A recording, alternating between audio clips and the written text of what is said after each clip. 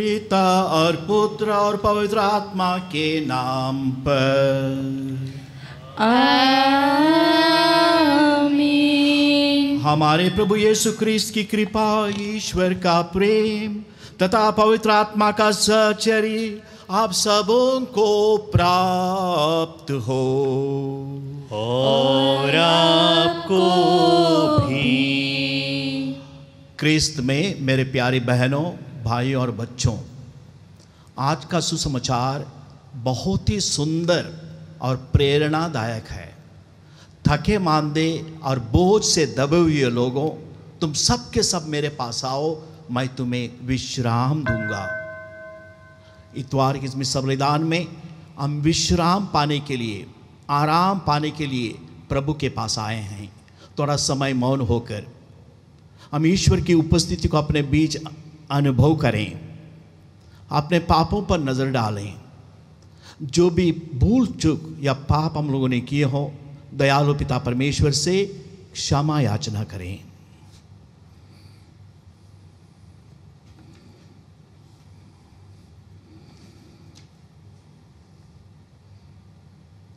हम सब मिलकर बोलें, ये भाई और बहनों, मैं सर्वशक्तिमान पिता परमेश्वर और आप लोगों के सामने स्वीकार करती हूँ कि मैंने मन, वचन और कर्म से और अपना कर्तव्य पूरा न करने से बार बार पाप किया है। मैं अपना दोष स्वीकार करती हूँ। इसलिए मैं धन्य कुंवारी मरियम से, सब स्वर्गदूतों, सब संतों और आप लोगों से, हे भाई और बहनों, मैं विनती करती हूँ कि आप मेरे लिए प्रभु परमेश्वर से प्रार्थना करें। सर्वशक्तिमान ईश्वर हम लोगों पर दया करें और हमारे पाप क्षमा कर हमें अनंत जीवन प्रदान करें। आमीन।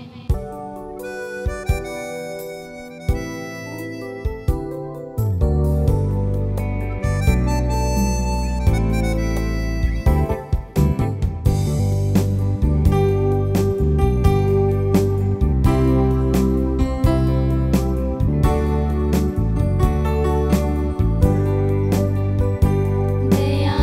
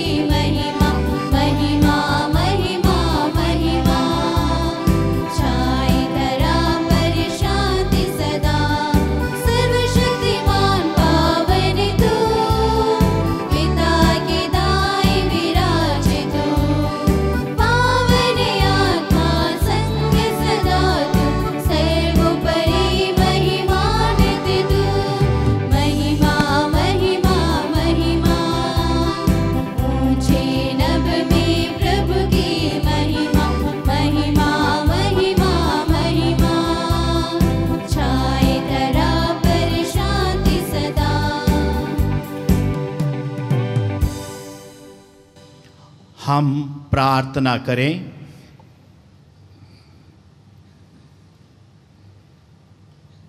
हे प्रेमी दयालु पिता, तूने अपने पुत्र की विनम्रता द्वारा पतित मानव का उत्थान किया है। अपने भक्तों के हृदय पुनीत आनंद से भर दे। तूने इनके पापों की बेड़ियां तोड़ दी, अब इनको अनंत सुख प्रदान कर। हमारी प्रार्थना है हमारे प्रभु तेरे पुत्र यीशु क्रिस्त के द्वारा, जो ईश्वर होकर तेरे पवित्र आत्मा के साथ युगान युग जीते और राज्य करते हैं। आमीन। पहला पाठ नबी जकरियास का ग्रंथ। प्रभु ये कहता है, हे सियोन की पुत्री आनंद मना, हे यरूशलेम की पुत्री जयकार कर। देख, तेरे राजा तेरे पास आ रहे हैं। वे न्यायी और विजयी हैं, वे विनम्र हैं। वे गधे पर, बछड़े पर और गधे के बच्चे पर सवार हैं। वे एफ्राइम से रथ दूर कर देंगे और यरूशलेम से युद्ध के घोड़े को। योद्धा के धनुष का बहिष्कार कर दिया जाएगा। वे राष्ट्रों के लिए शांति घोषित करेंगे। उनका शासन समुद्र से समुद्र तक और नदी से पृथ्वी के सीमांतों तक फैल जाएगा। यह प्रभु की वाणी है। ईश्वर को धन्यवाद।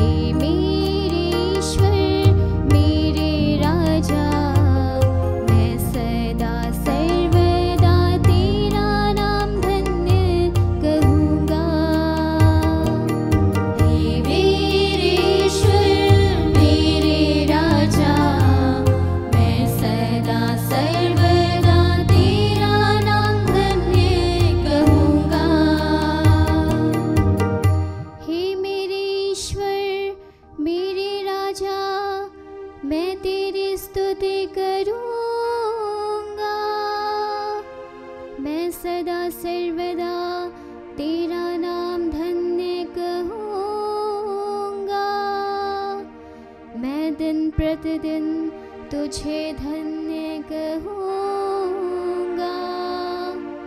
मैं सदा सर्वदा तेरे नाम की स्तुति करूँगा। हे मेरे ईश्वर मेरे राजा, मैं सदा सर्वदा तेरा नाम धन्य कहूँगा।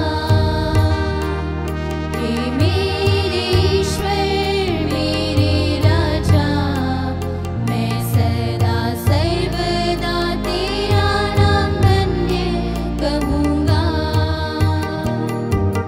प्रभु दया और अनुकंपा से परिपूर्ण है, वह सहनशील और अत्यंत प्रेमय है।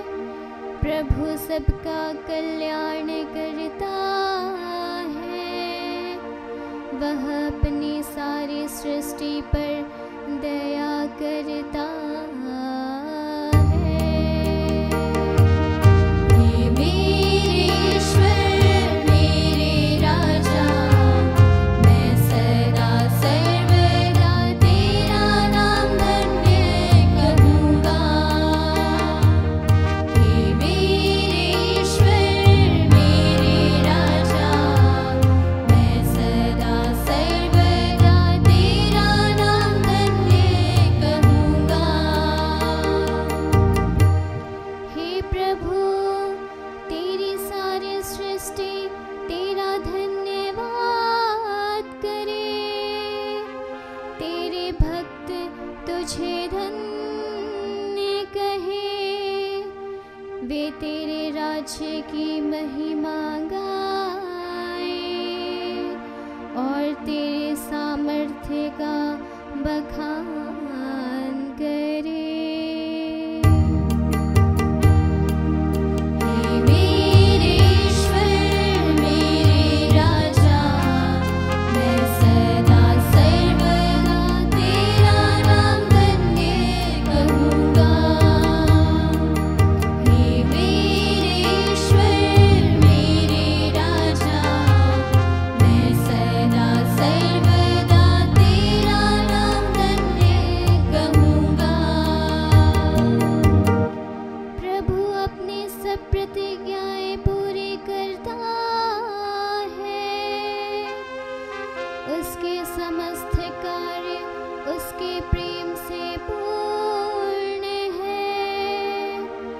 प्रभु निर्बल को संभालता है और झुके हुए को सीधा करता है।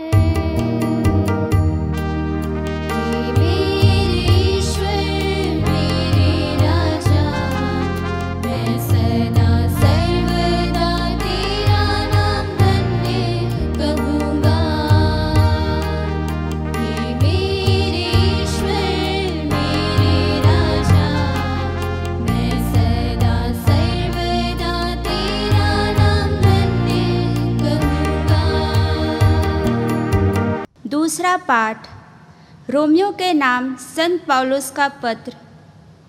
यदि आप आत्मा की प्रेरणा से शरीर की वासनाओं का दमन करेंगे तो आपको जीवन प्राप्त होगा।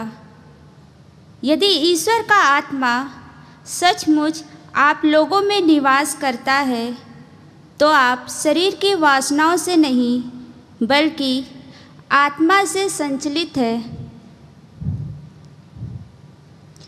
जिस मनुष्य में मसीह का आत्मा निवास नहीं करता वह मसीह का नहीं।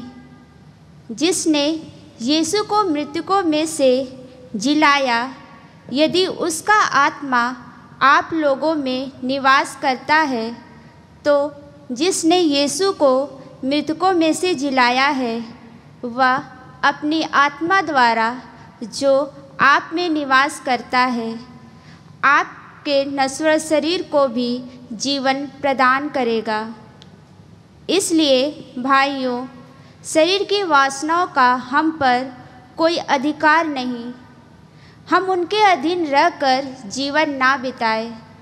यदि आप शरीर की वासनाओं के अधीन रहकर जीवन बिताएंगे तो अवश्य मर जाएंगे। लेकिन यदि आप आत्मा की प्रेरणा से शरीर की वासनाओं का दमन करेंगे तो आपको जीवन प्राप्त होगा। यह प्रभु की वाणी है। ईश्वर को धन्यवाद।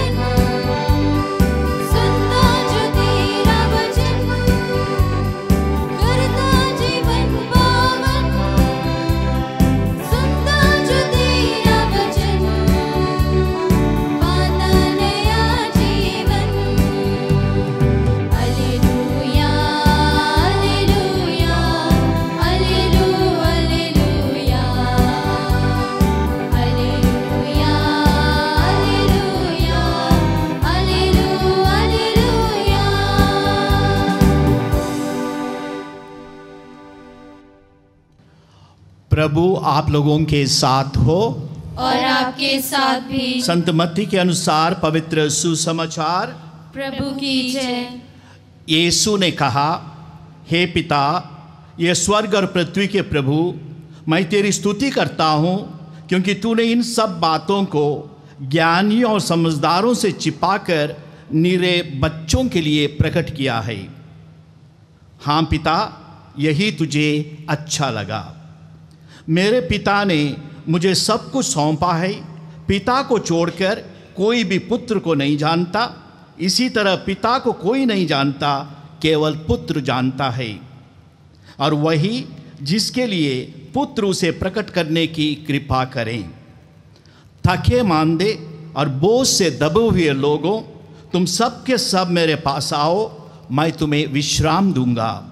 मेरा जुआ अपने ऊपर ले लो और मुझसे सीखो, मैं स्वभाव से नम्र और विनीत हूँ। इस तरह तुम अपनी आत्मा के लिए शांति पाओगे, क्योंकि मेरा जुआ सहज है और मेरा बोझ हल्का। प्रभु का सुसमाचार है। क्रिस्त की जय।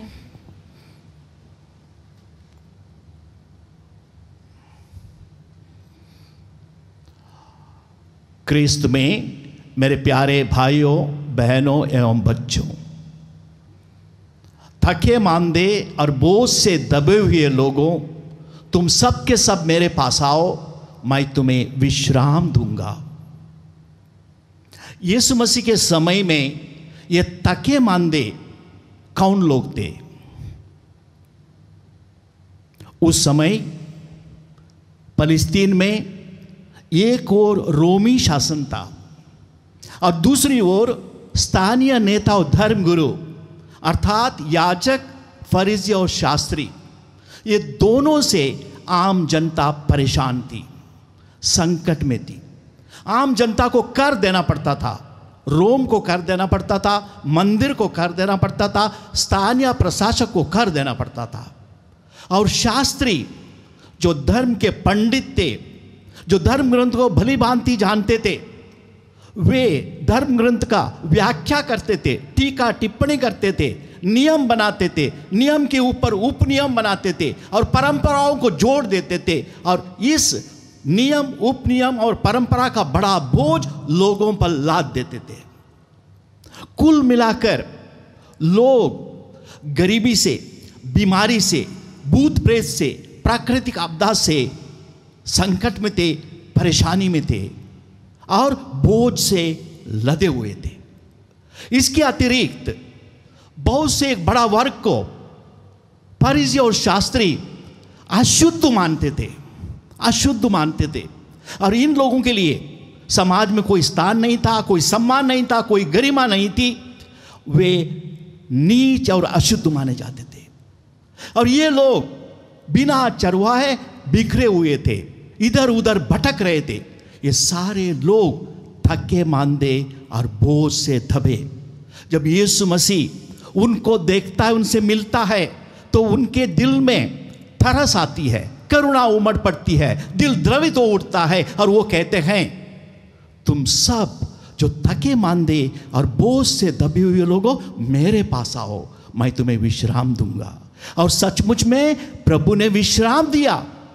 ये आम जनता प्रभु के वचन सुनने के लिए गई, रोगी प्रभु के पास गए और चंगाई प्राप्त किए, और पापी प्रभु के पास गए, पाप से मुक्त हो गए, बहुत बड़ा भारी वजन हल्का हो गया।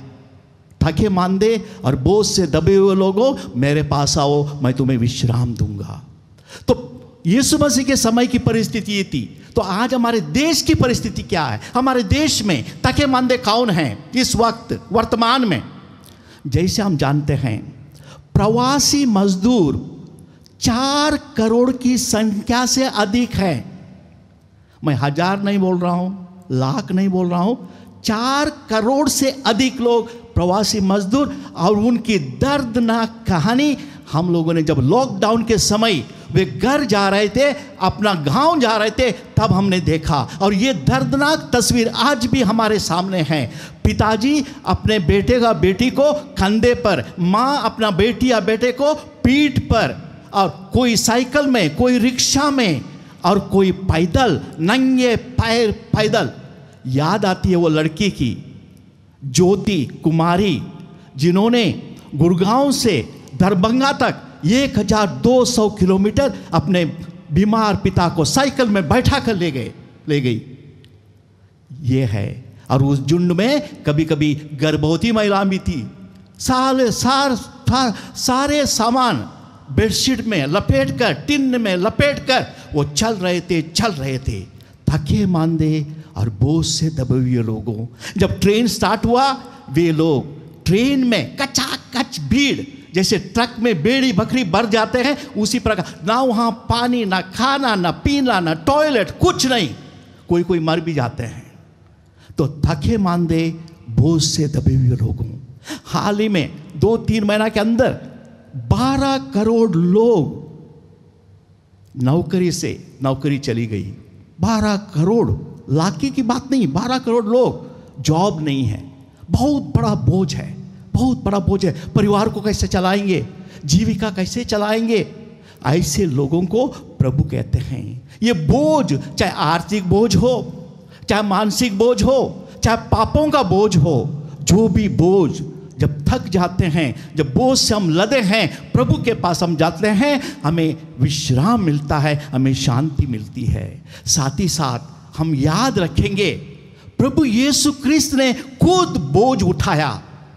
पूरी मानव जाति का पीड़ा को, दुख को, दर्द को और पापों को अपने ऊपर ढोया। क्रूस को लेके वो चले और 3 बार वो गिरे। इसलिए जो भी थके मांदे हैं, प्रभु यीशु उनके निकट हैं, वो उनको समझते हैं। एक छोटी सी घटना, बेंगलुरु की घटना है। बेंगलुरु एक चर्च हमेशा खुला रहता था। एक महिला, हिंदू महिला, प्रतिदिन गिरजा आती थी उसी टाइम पर और क्रूस के नीचे खड़ी रहती थी, हाथ जोड़ के क्रूस के नीचे। प्रतिदिन हिंदू महिला थी। तो पल्ली पुरोहित को सोचा ये रोज आ रहे, कुछ बात होगी। उनको बुलाया, बात क्या है, क्या तकलीफ आपको पड़ी है? तब उन्होंने बताया, मेरा पति मर गया, मैं विधवा हूँ और मेरे जो जवान बेटे पथभ्रष्ट हैं, गलत रास्ता पर हैं, अपने जीवन को बर्बाद कर रहे हैं। मुझे बहुत ही दुख है, तकलीफ है, बोझ से मैं दबी हूँ। और जब मैं उस क्रूस को निहारती हूँ, जब वो क्रूस को निहारती हूँ, मुझे तसल्ली मिलती है, मुझे आराम मिलता है, मुझे बल मिलता है, मुझे तसल्ली मिलती है, आराम मिलता, बल। तो क्यों बल मिलता? तब उन्होंने कहा, केवल ये मेरे दुख दर्द को समझ सकता है क्योंकि उन्होंने खुद दुख भोगा है, कष्ट झेले हैं, बोझ को उठाया है, वो मुझे समझ सकता है। इससे मुझे बल मिलता है, मुझे आराम मिलता है, मुझे बिल्कुल ही विश्राम मिलता है। प्यारे भाई बहनों, आज का सुसमाचार का और एक बिंदु है, जब प्रेषित शिष्य वापस लौट आए, प्रभु यीशु ने पवित्र आत्मा में उल्लासित होकर, आनंद विभोर होकर कहा, हे पिता, मैं तेरी स्तुति करता हूं, मैं तुझे धन्यवाद देता हूं। इन सब बातों को तूने ज्ञानी और बुद्धिमानों से गुप्त रखा और निरे बच्चों के लिए प्रकट किया है।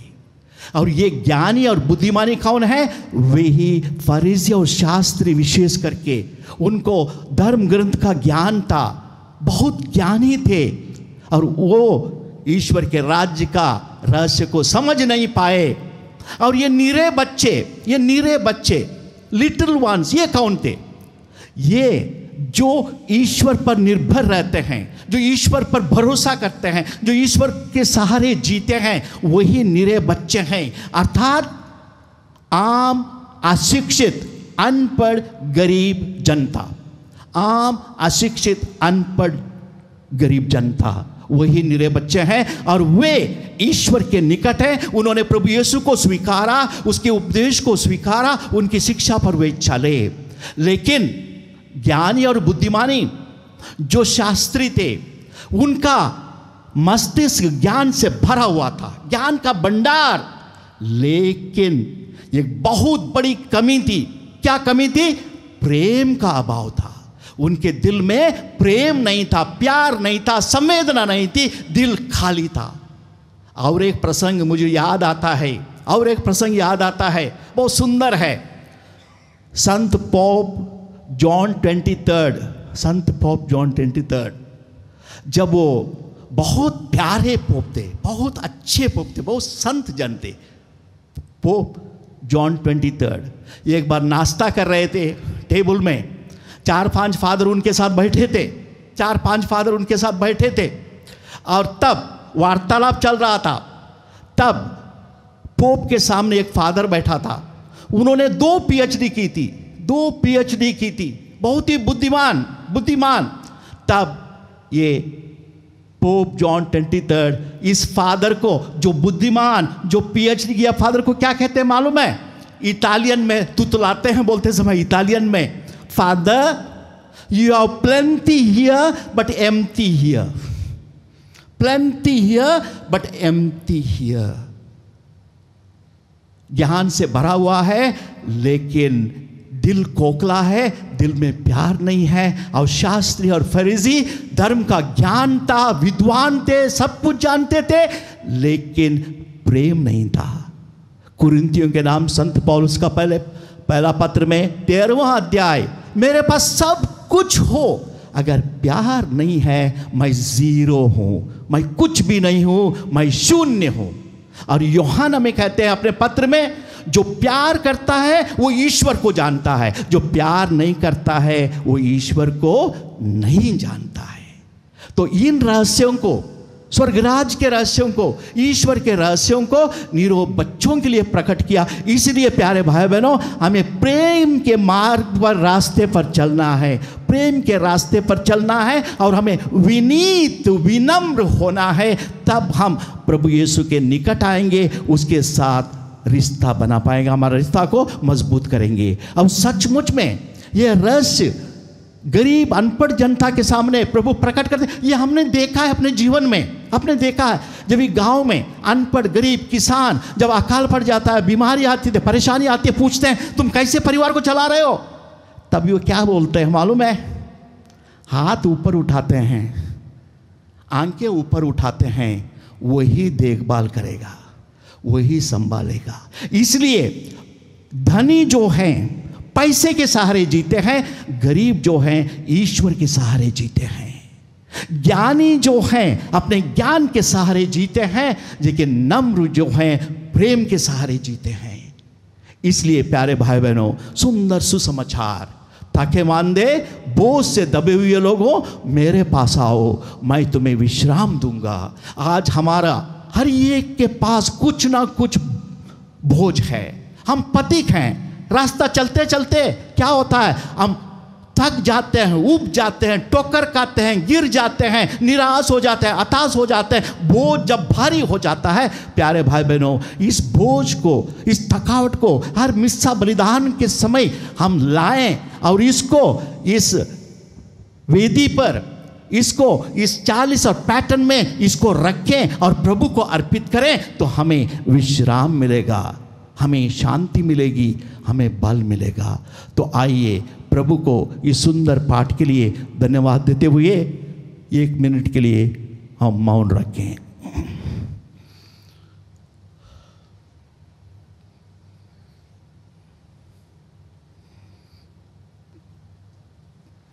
कृपया खड़े हो जाएं।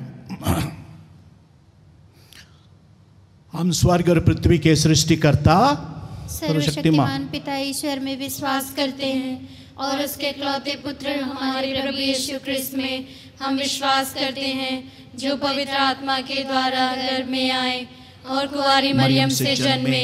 उन्होंने पोंतुस पिलातुस के शासन काल में दुख भोगा, वह क्रूस पर चढ़ाए गए, मर गए, दफनाए गए और अधोलोक में उतरे। वह तीसरे दिन मृतकों में से जी उठे, स्वर्ग है, सर्वशक्तिमान पिता ईश्वर के दाहिने विराजमान है और वहां से जीवितों मृतकों का न्याय करने आएंगे।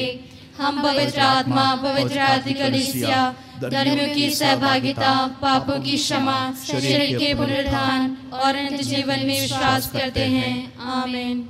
बड़ी नम्रता के साथ, बड़े विश्वास के साथ हम अपने निवेदन प्रार्थनाएं प्रभु के सम्मुख रखें और कहें, हे पिता हमारी प्रार्थना सुन। हे पिता हमारी प्रार्थना सुन। हमारे संत पिता, सभी धर्माध्यक्ष पुरोहितगण एवं धर्मसंगी कैथोलिक कलीसिया को अनुशासन और सही दिशा की ओर ले सके, इसके लिए हम पिता ईश्वर से प्रार्थना करते हैं। हे पिता, हमारी प्रार्थना सुन। जो लोग जनता के अधिकारी हैं और उच्च पदों पर नियुक्त हैं, वे अपनी शक्ति और पद का उपयोग धन कमाने और व्यक्तिगत लाभ के लिए ना करें, परंतु समाज के आम लोगों के लिए भलाई के लिए करें। इसके लिए हम पिता ईश्वर से प्रार्थना करते हैं। हे पिता, हमारी प्रार्थना सुन। कलीसिया के अधिकारियों के लिए प्रार्थना करें कि वे विश्वासियों के बोझ को हल्का करने में मदद करें और उनकी परेशानियों और कठिनाइयों में उनका साथ दे। इसके लिए हम पिता ईश्वर से प्रार्थना करते हैं। हे पिता, हमारी प्रार्थना सुन। हम ख्रिस्तीय विश्वासी मसीह के विनम्र भाव का अनुकरण करने में अपना जीवन व्यतीत करें, क्योंकि यीशु ने ईश्वर का पुत्र होने के बावजूद अपने को दीन तथा विनम्र बनाया और क्रूस पर अपने प्राण त्याग दिए। इसके लिए हम ईश्वर से प्रार्थना करते हैं। हे पिता, हमारी प्रार्थना सुन। उन लोगों के लिए प्रार्थना करें जो गरीब तथा लाचार हैं और उन पर अनेक प्रकार के अत्याचार किए जाते हैं। लोग उनकी पुकार को सुने और उनको न्याय मिल सके। इसके लिए हम पिता ईश्वर से प्रार्थना करते हैं। हे पिता, हमारी प्रार्थना सुन। हे प्रेमी दयालु पिता, हम तेरे बच्चे हैं, हम पापी हैं, कमज़ोर हैं, फिर भी तेरे प्रेम पर हम विश्वास रखते हैं। इसी विश्वास के द्वारा जो निवेदन, जो दिल की पुकार और प्रार्थनाओं को तेरे सम्मुख हमने प्रकट किया है, इसे तू कृपया ग्रहण कर हमारे प्रभु यीशु क्रिस्त के द्वारा। आमीन।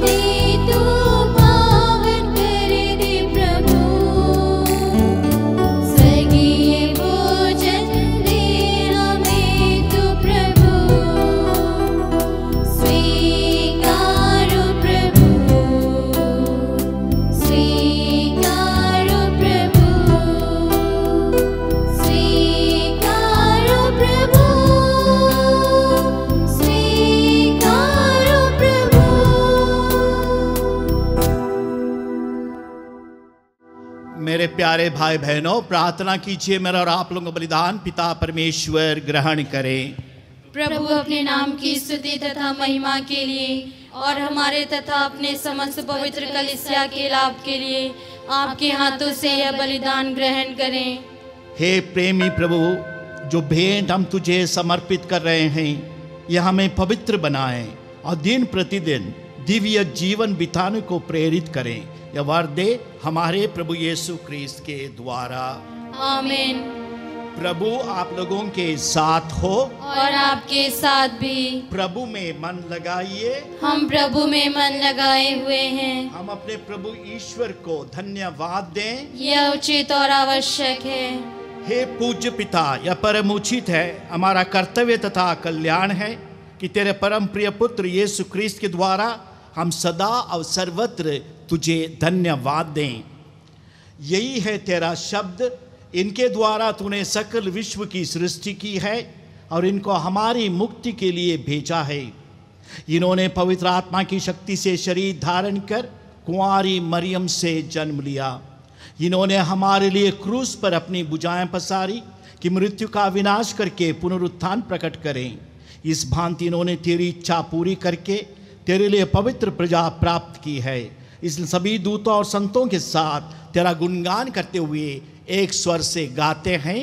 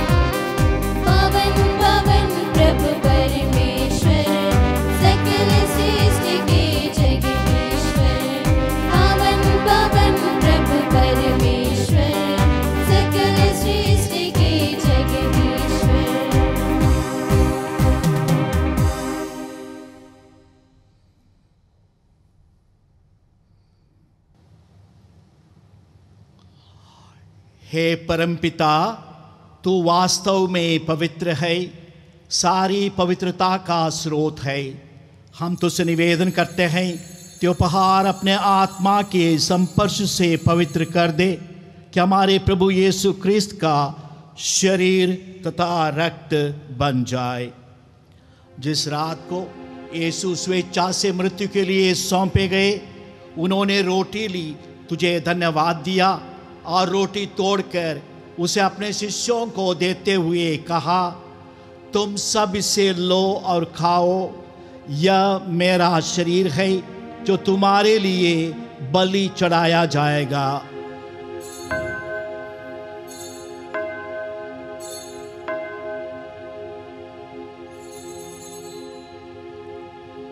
इसी भांति भोजन के बाद उन्होंने कटोरा लिया, तुझे धन्यवाद दिया और उसे अपने शिष्यों को देते हुए कहा, तुम सब इसे लो और पियो, ये मेरे रक्त का कटोरा है, नवीन और अनंत व्यवस्थान का रक्त जो तुम्हारे और बहुतों के पापों की क्षमा के लिए बहाया जाएगा। तुम मेरी स्मृति में यह किया करो।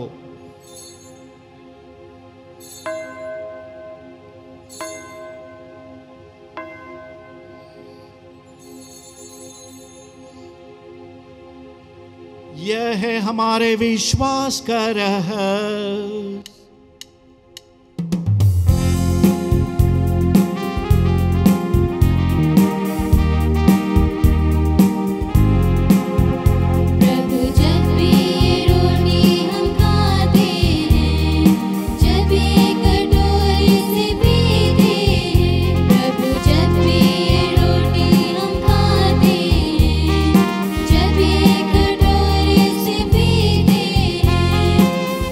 राग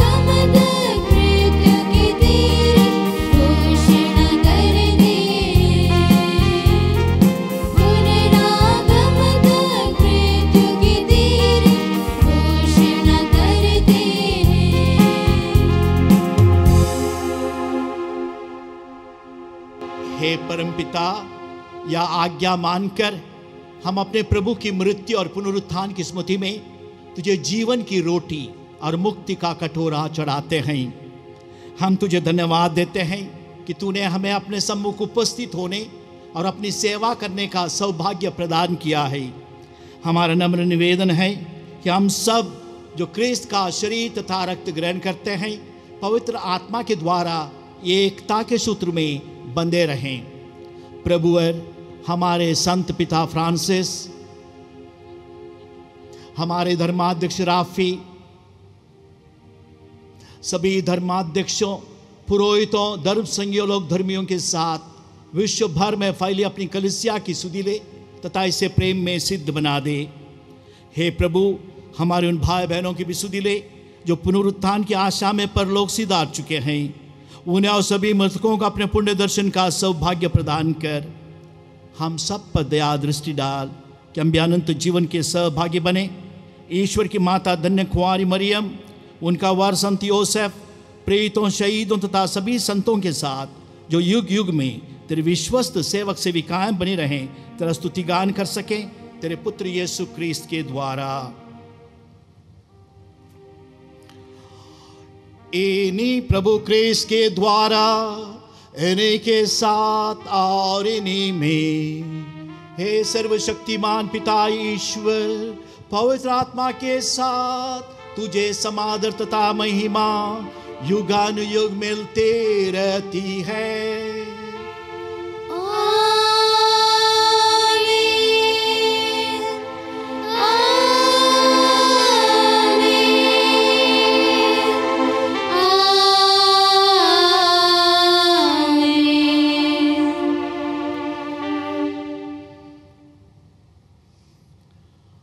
बड़े प्यार और श्रद्धा से पिता से प्रार्थना करें जैसे प्रभु यीशु ने हमें सिखाया है। ये हमारे पिता जो स्वर्ग में है, तेरा नाम पवित्र किया जावे, तेरा राज्य आवे, तेरी इच्छा जैसे स्वर्ग में है वैसे इस पृथ्वी पर भी पूरी हो। हमारा प्रतिदिन का आहार आज हमें दे और हमारे अपराध में क्षमा कर जैसे हम भी अपने अपराधियों को क्षमा करते हैं, और हमें परीक्षा में ना डाल परंतु बुराई से बचा। हे पिता, सभी बुराइयों से हमें बचा, इस जीवन में हमें कृपा पूर्वक शांति प्रदान कर। हम तेरी दया से सदा पाप से दूर, हर विपत्ति से सुरक्षित रहें, उस दिन की प्रतीक्षा करते रहें जब हमारे मुक्तिदाता यीशु क्रिस्त फिर प्रकट होकर हमारी मंगलमयी आशा पूरी करेंगे। क्योंकि तेरा राज्य, तेरा सामर्थ्य और तेरी महिमा अनंत काल तक बनी रहती है। हे प्रभु यीशु क्रिस्त, तूने अपने प्रेरितों से कहा है, मैं तुम्हारे लिए शांति छोड़ जाता हूँ, अपनी शांति तुम्हें प्रदान करता हूँ। तो हमारे पापों पर नहीं, अपनी कलीसिया के विश्वास पर दृष्टि डाल और उसे शांति तथा एकता प्रदान कर तू युगानुयुग जीता और राज्य करता है। आमीन। प्रभु की शांति सदा आप लोगों के साथ रहे और आपके साथ भी। परस्पर प्रेम भाव रखिए।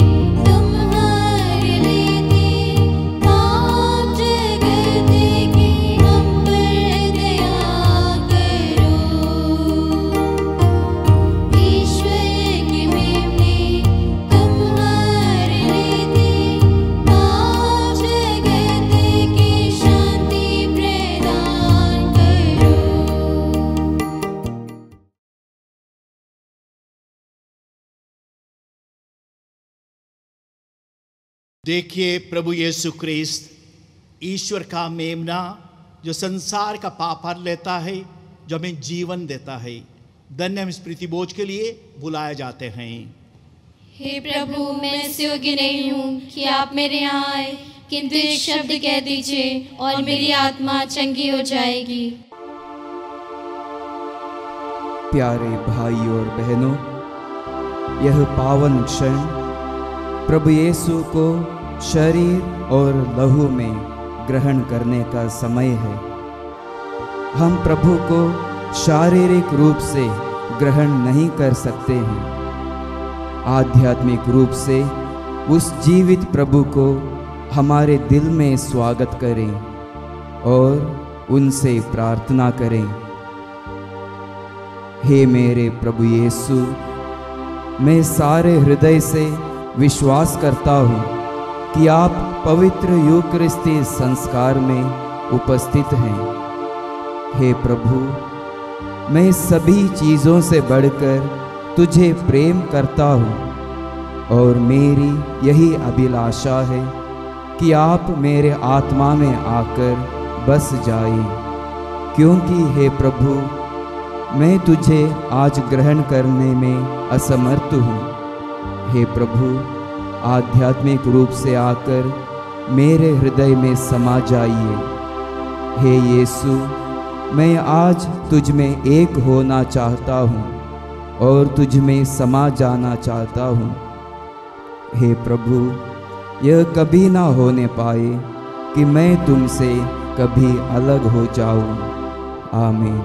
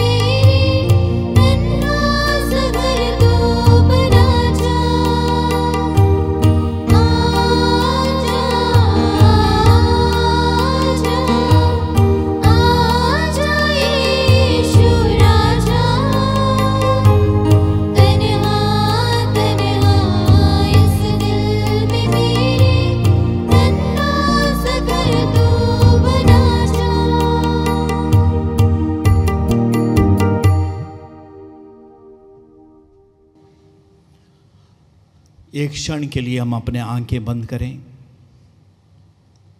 प्रभु को अपना दिल में एहसास करें, प्रभु को थैंक यू बोलें, धन्यवाद दें।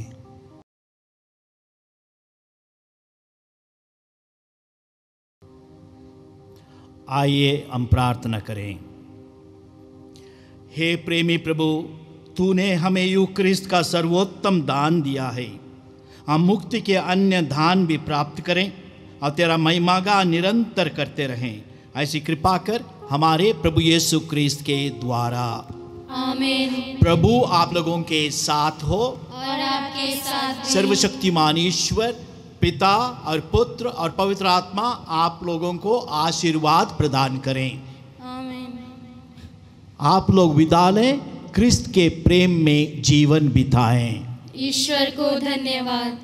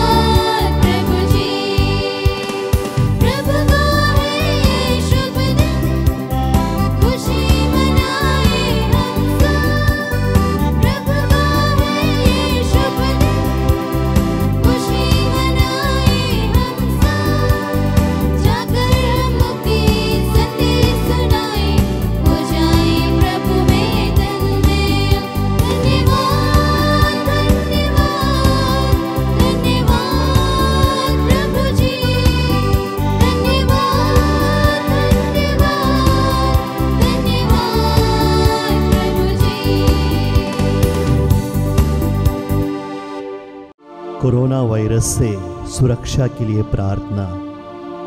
हे सर्वशक्तिमान दयालु ईश्वर, तू जो समस्त सृष्टि के प्रति अपना प्रेम प्रकट करता है, हमारी प्रार्थनाओं को जो हम संसार भर में कोरोना वायरस से पीड़ित लोगों के लिए कर रहे हैं, कृपा पूर्वक सुन ले। हम आपके सम्मुख आकर इस प्रकोप के त्वरित नियंत्रण के लिए, बाधित लोगों की चंगाई के लिए व पीड़ितों के परिवारों के लिए निवेदन करते हैं। हम उन तमाम चिकित्सकों व वैज्ञानिकों के लिए प्रार्थना करते हैं जो इस रोग के उन्मूलन के लिए औषधि की खोज में लगे हैं, जिससे अति शीघ्र ही उचित दवा की खोज हो सके। हम याचना करते हैं सरकार व स्वास्थ्य अधिकारियों के लिए, जिससे कि वे लोगों की भलाई के लिए समय पर उपयुक्त कदम उठा सकें। यह प्रार्थना हम करते हैं अपने प्रभु क्रिस्त के द्वारा। आमीन।